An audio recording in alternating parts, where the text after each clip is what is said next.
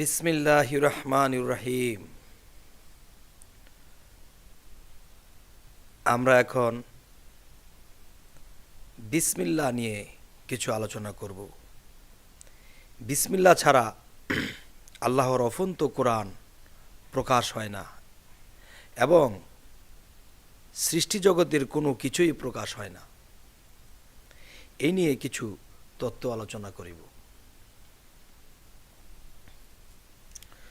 সমস্ত সৃষ্টির স্রষ্টা যিনি, তিনি সমস্ত বিশ্বজগৎ সৃষ্টি করার আগেও স্রষ্টা বিসমিল্লাহ দিয়ে সৃষ্টি শুরু করিয়াছিলেন।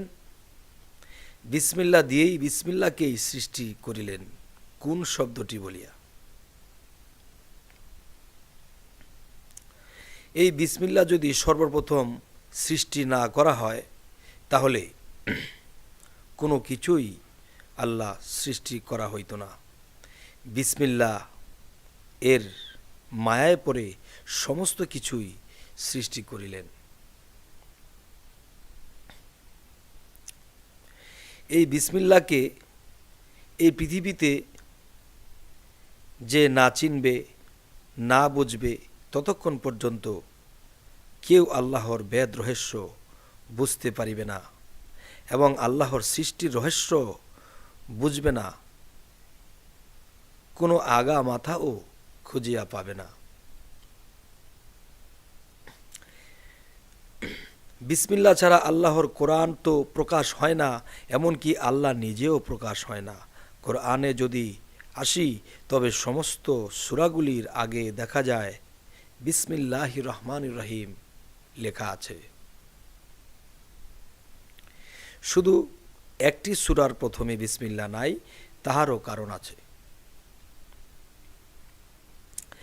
এই পৃথিবীতে আমরা মুসলমান জাতি বা মুসলমান ধর্মের মানুষ যদিও আল্লাহর ইবাদত ঠিক মতোই করি না, কিন্তু কোনো কাজ বা কোনো কিছু করার আগে আমরা বিসমিল্লাহ বলি এবং বিসমিল্লাহ এর ভিতরে অফুরন্ত বরকত কেন?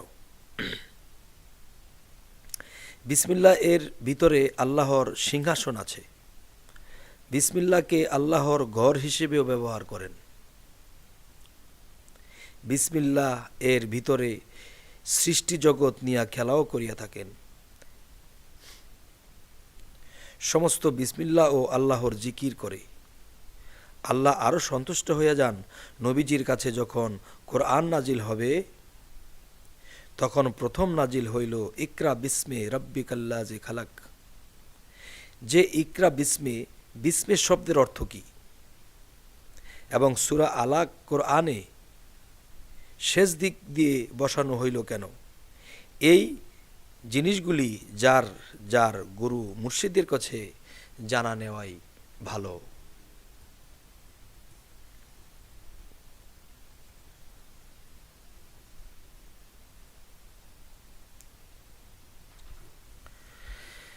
এখানে যদি মূল আরও কিছু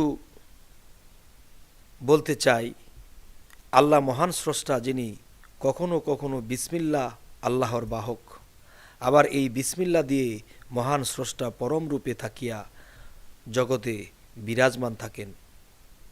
যেখানে যাহা দরকার এই বিসমিল্লাহকে মঞ্চ বানাইয়া আদেশ নির্দেশ দিয়া আবার চলিয়া যায়। চতুর্জ্ঞানী যাহারা তাহারা বুঝিয়া ফেলেন, দেখা যায় কাহারও নসিবে স্রষ্টার দর্শনও মিলিয়া যায়।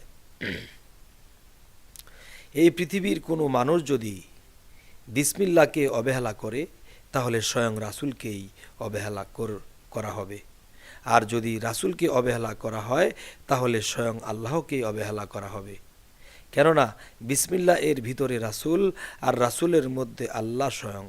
তাই বলা হইয়াছে, যতক্ষণ পর্যন্ত মান আরাফা কে না চিনবে ততক্ষণ পর্যন্ত বিসমিল্লাহ চেনা হবে না, এবং বিসমিল্লাহ না চিনিলে মুহাম্মদ চেনা হবে না, তাহলে আল্লাহকেও চেনা হবে না।